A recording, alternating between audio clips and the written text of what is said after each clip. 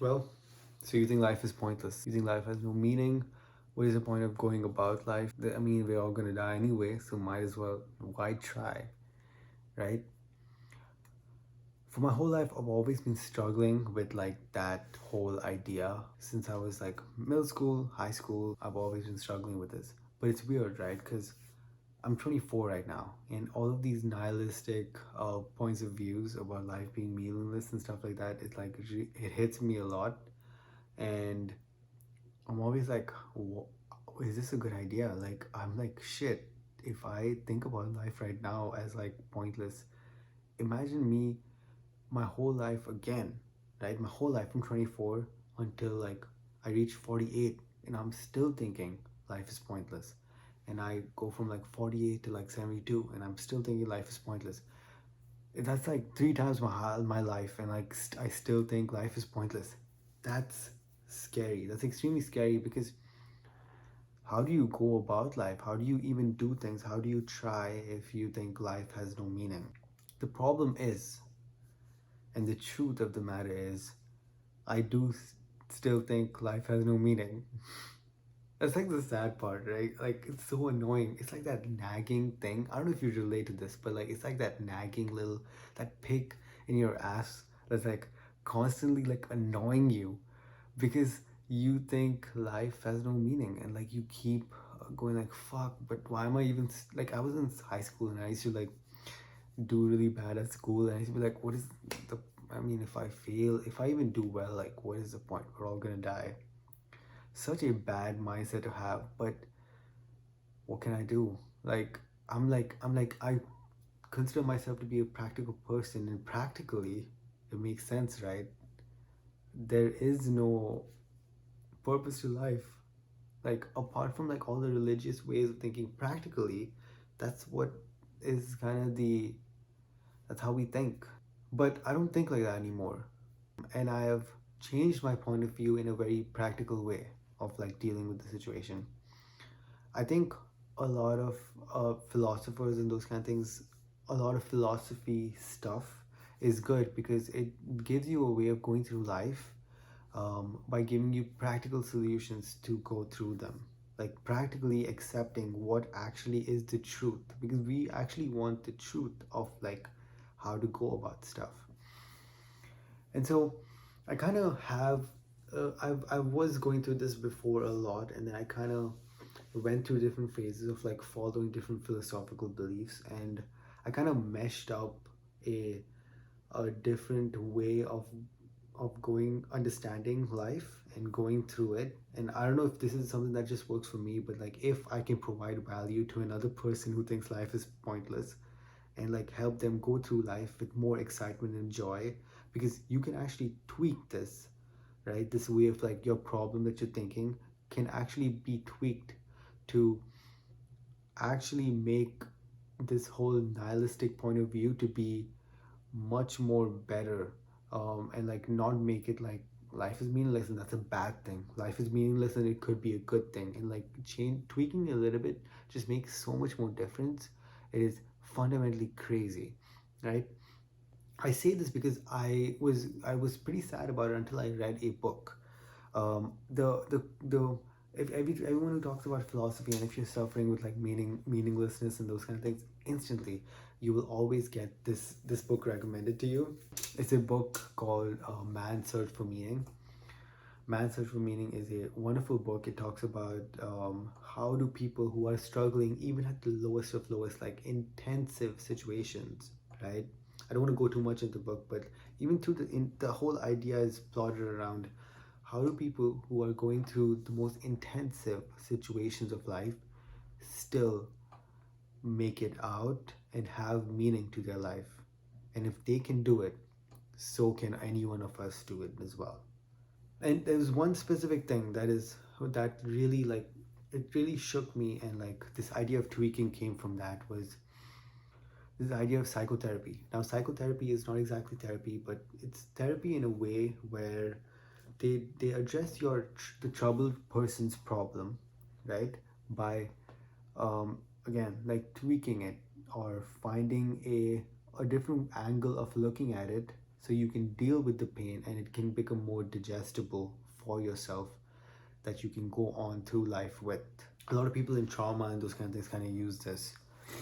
And before I get into this, like, I just want to say that I don't have any like experience in therapy or like any of these kind of things. It's just, these are just things that have helped me, and I just want to share this with other people, because I don't know, like, I if you can get some value from this, it's good. Like, it's a net win, right? So that's awesome. So going back to what we are talking about, the psychotherapist is basically dealing with this one particular man. This man is a guy that is 50s, 60s, those kind of things, and he basically lost his wife years before, and he keeps coming to the psychotherapist because he can't really fathom or like deal with the pain at all. He's struggling, and he's constantly struggling, and he just not doesn't know what to do. He's always in agonizing pain because he couldn't deal with the fact that his wife is not with him right now. um and the psychotherapist basically asked him, he's like, okay, so is what is the problem we're dealing with is that you are in constant pain because of the fact that your wife has passed away before you, and you can't deal with it. And then the guy was like, yeah, that's pretty much the reason why I'm here. And the psychotherapist basically said that, would you have preferred if you passed away and your wife had to deal with the same agonizing pain you're dealing with right now, and would you be fine with her dealing with it instead of you? And instantly the man hears what the psychotherapist said, takes it all in, gets up and leaves, and never comes back again. It's so brilliant because a lot of the problems that we're dealing with can be understood. To address a problem is not to is to just accept it head on. The psychotherapist heard what the man said and said that yes, this is definitely a problem that you're gonna have, but would you rather give this problem to her or yourself? And what I'm guessing is the man basically walked up and left and heard what he said, basically made his mind on the fact that he now is going to change this problem into his reason for existing, right? Like, his meaning or his purpose is coming around the fact that he refuses to let it be the other way around, where his wife would pass away way after him and she has to deal with the pain. So he takes it up as a challenge, which is basically he's saying that I am willing to sacrifice for myself and for my wife for the betterment of both of us, right? By a different way of viewing it, again, I keep saying the same thing because by a different way of viewing it, you can tweak your problem and address it head on. And we don't have to like be scared away from our problems. So if you're anything like me, you are thinking, why do we keep going on? Tweaking a little bit, you can quickly say that if life is pointless, right, that means we're all gonna die anyway. So if we're gonna die, we might as well decide our purpose on our own. This idea that like somebody should give you this purpose, we should be against it and say that practically, if that never comes, and that shouldn't come, because practically it makes sense that no purpose is given to us. We all exist, we're all gonna die, so might as well, if we're living, we're gonna go through it with more of a purpose that we want, and we can pick whatever purpose we want. And I want to go into this by giving you a very hypothetical scenario. It's something that I used to think about a lot and like helped me, right? Okay, if you are a person who deems life to be meaningless and you basically have an opportunity where I tell you that, hey, you can walk out this door and just exit life instantly and just forget all your problems and miseries, will all fade away, will you take that door? A lot of people who are purposeless and are struggling right now would say yes. But here's the next question. Before you're about to leave, and by the way, this is like for entertainment purposes. This is like a door in like in the middle of an alleyway, which is like a spooky door that you open up and you're about to walk in, and I stop you in between. I go like, hey, by the way, you do realize that we're all gonna die, right? Through an accident or like just through old age, we are all gonna die, and that means that's the equivalent of you taking this door at this moment. You still want to take this door? And then by that point, few people will like kind of be okay with it. And they might just be like, yeah, maybe you're right. And like, but then a lot of people would still say, yes, I'll still take this door because I don't want to go through the suffering I am going through right now. And we'll talk about suffering because that's a very important factor, right? And then this is again all through persuasion, right? I'm basically, the whole point of this is me saying that, hey, you can leave right now if you want, but if you know that you're gonna die, and we all live with the idea that we're all gonna die, might as well just stay until the end, right? And go through life, right? And go through this. And if I go even more practical with my idea on life and stuff like that, is if you think about it, like, it would basically mean that we're living now, and once we die, there is no afterlife. There's nothing more to this. So us dying is us not existing anyway, right? It's over. Everything's over. So if we're gonna eventually reach that, right, and we have this small amount of time, which is very finite in life, we should experience it, right? And be okay with experiencing it, because anyways we're all gonna die. So might as well push on till the end. And I know that it seems like a lot of years, and it's a lot of all of this, but eventually it'll all come to an end. We all have a finite end. Thinking about that, like, that's where my persuasion stops, right? That's where I'm like, by this point, even I'm like, okay, you know what, if I'm gonna die eventually, might as well live this out, live my life right now and go through it 100%. And if you said yes, and I hope all of you who are watching are saying yes to that, I'm saying congratulations. Because what you have just done right now is you have saved yourself from getting out of life, right?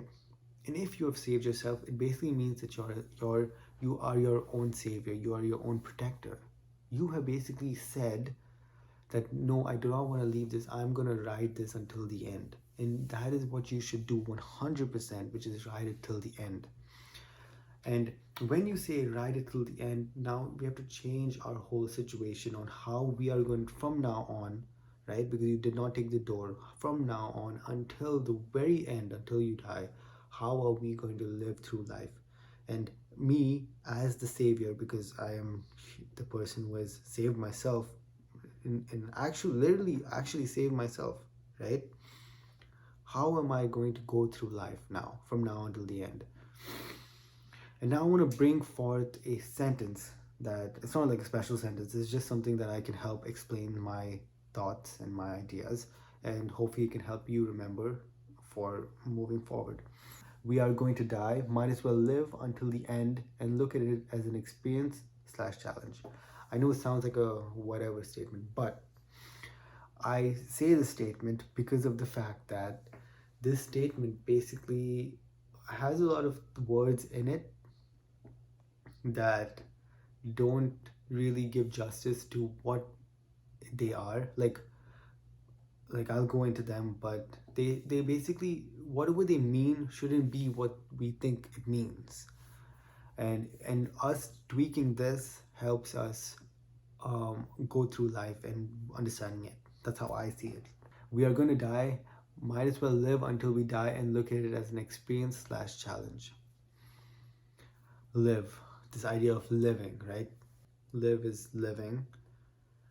What is the opposite of dying? We think it's living. What is living? Does living mean existing?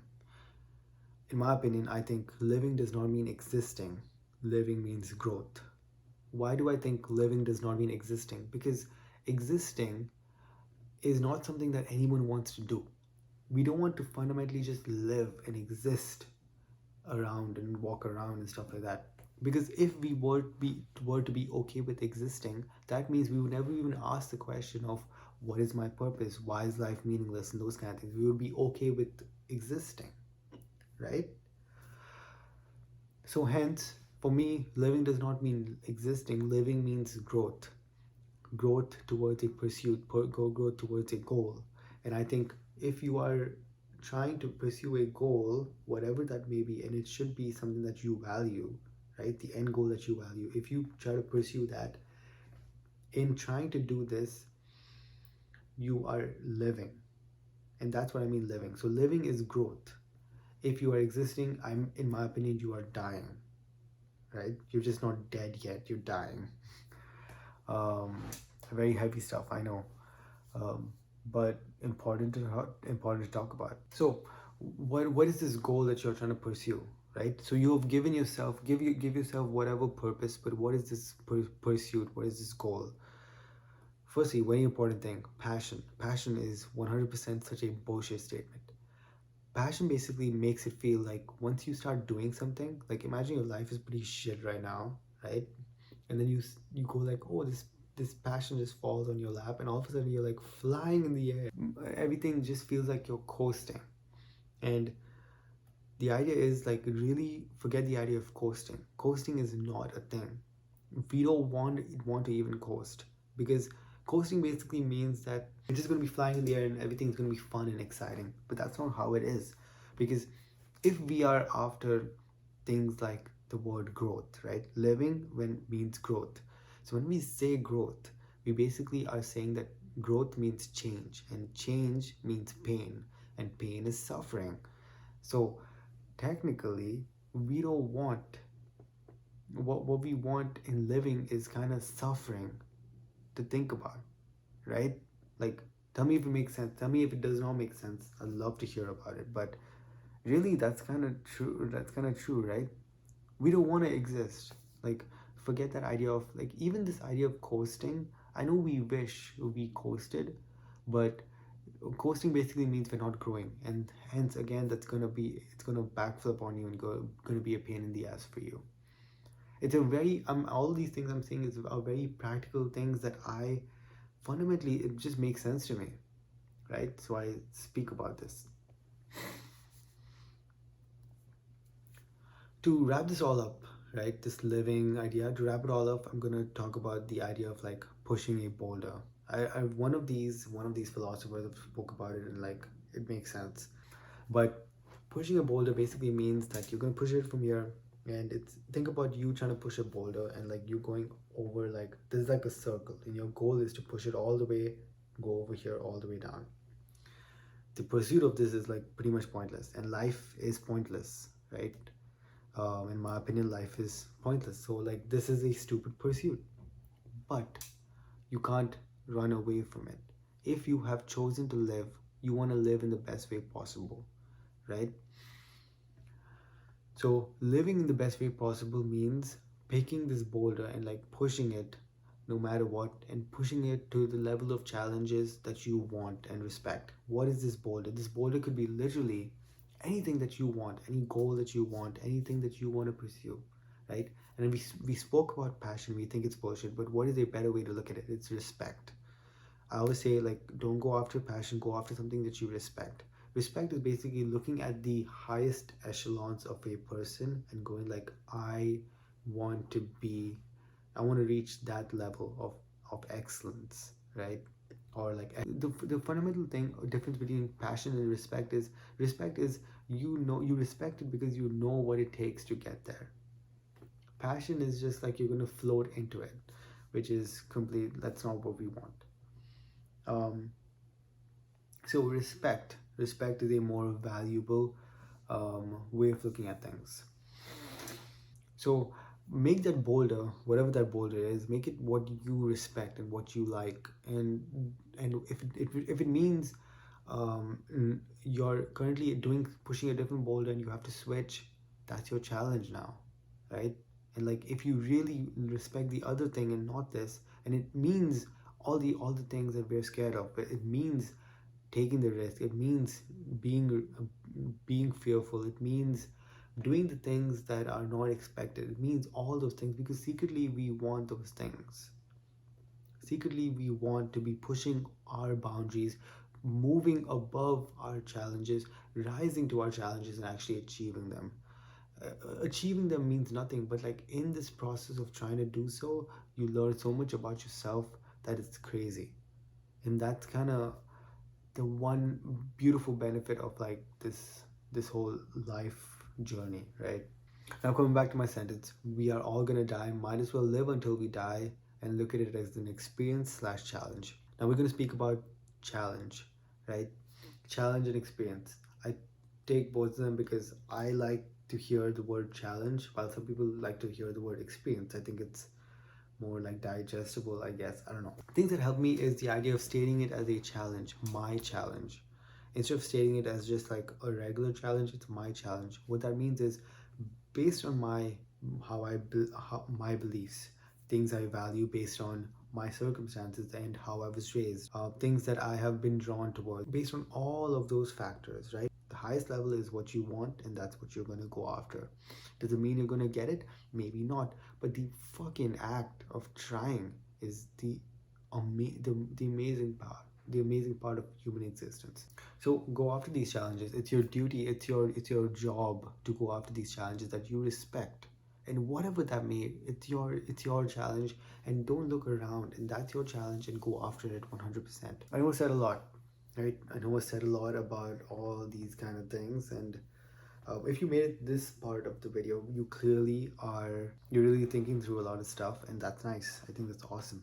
Just to like summarize, if life is pointless and we choose to live until we die, we can give ourselves a purpose that has an end goal we respect, and through it, we are actually living.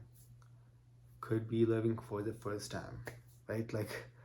Um, thank you so much for watching. If you like this, I mainly am just creating this video on philosophy because this has been something that has helped me a lot, giving me a practical way of looking at life. Just tweaking the words like live to growth, existing means dying, pushing those things away, respecting your challenges, coming up to your challenges. Those are critical things that has been like, I think it's important for us to like talk about. And yeah, if you like this, if you like more of this, let me know. Please subscribe if you want me to keep posting. And yeah, thank you. Hope everyone is doing well. I know this is heavy stuff, but sometimes it helps, you know. So yeah, thank you.